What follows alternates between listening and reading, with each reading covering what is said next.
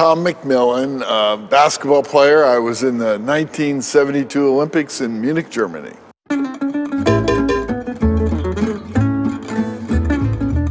When I was at the University of Maryland, I always wanted to play on the Olympic team, so I tried out. It was probably one of the most controversial Olympic events of all time. I am ready to write something. Your height is the biggest advantage in what winter game sports. I'm just, my wild guesses, because I've never played these sports before, so. All right. I'm thinking that there's leverage here. I would guess there's some advantages on being somewhat tall and big on the hockey. Curling, not so sure about. I think figure skating would be pretty tough. Figure skaters I know of generally have always been smaller. This seems pretty tough, only my own perspective. I would think that size would be an impediment here.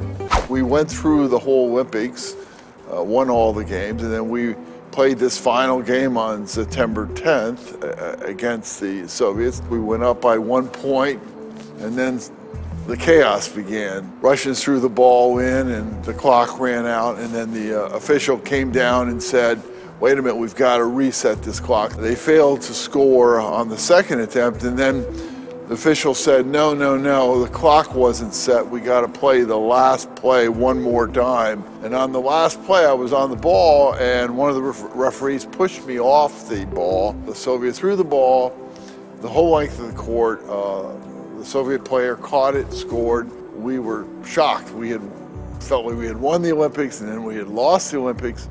The game went into an appeal. The outcome was quite predictable. There were 3 votes against us, which were all Eastern Bloc nations. So the Soviets were given the gold medal, and we refused to accept the silver medals.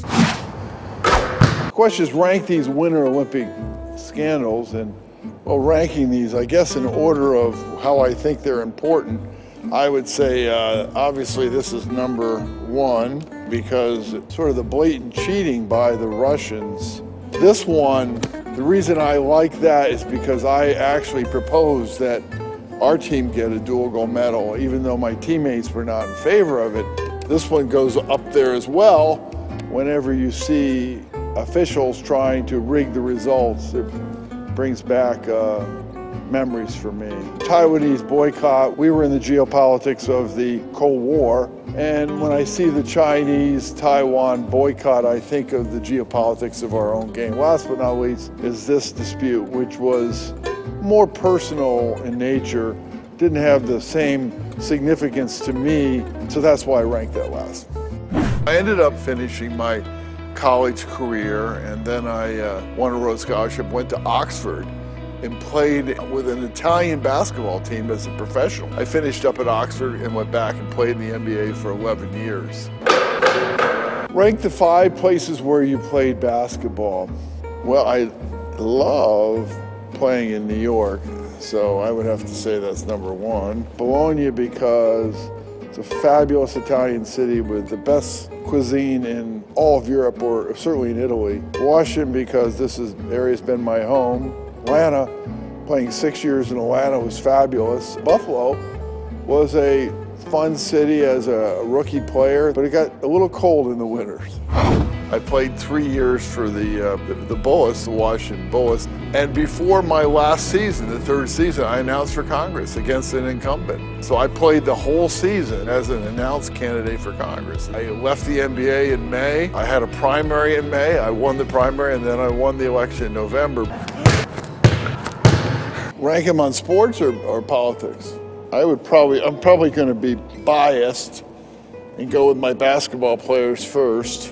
Bill, because he ran for president. Dave, I played against these guys. Jim, because I came in with him, served a long time. Steve, because he served after me for a number of years. And Carl, because he gave it a shot.